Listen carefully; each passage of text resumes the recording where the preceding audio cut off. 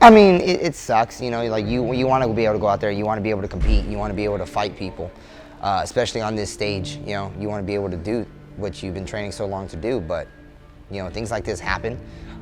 Luckily for me, I still have a contract, so it's just being postponed for now.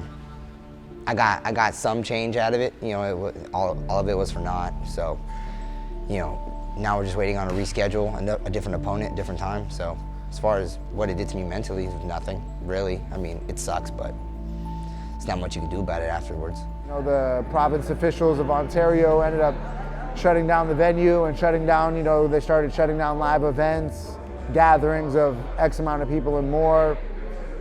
Just, it's unfortunate, but, you know, the way that me and Chad were able to take it, you know, was kind of, you know, we handled our business, checked all our boxes that we had to. Had a great camp, you know, had great growth throughout camp. Came out here with a task at hand and handled that task up until, you know, we were asked to not handle it.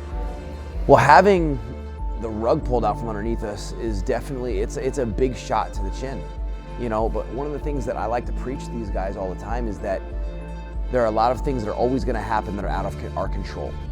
It's how we react to it, how we respond, how we engage in the moment of what happens. And that's the art of fighting, right? It's not about going out there and just winning. It's how do we recover from when things don't go our way. And for both of our guys that had this happen to them in one weekend, which is crazy, it was important for them both to find the positives in it. You know, for Victor, even though he didn't get the fight, the win is that he is now signed to the UFC.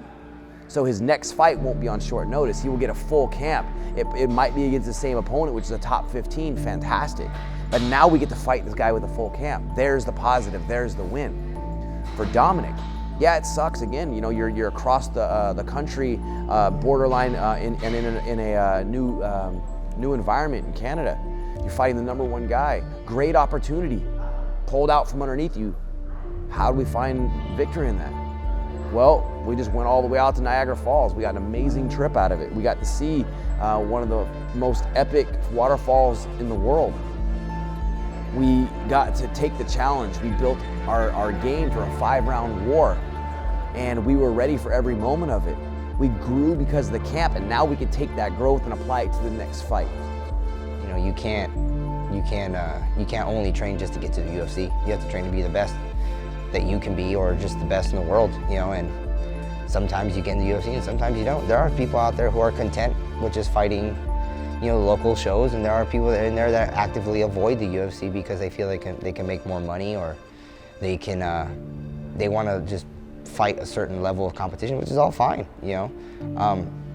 My goal is always to be the best that I can be, and challenges worldwide from here to there and everywhere, so.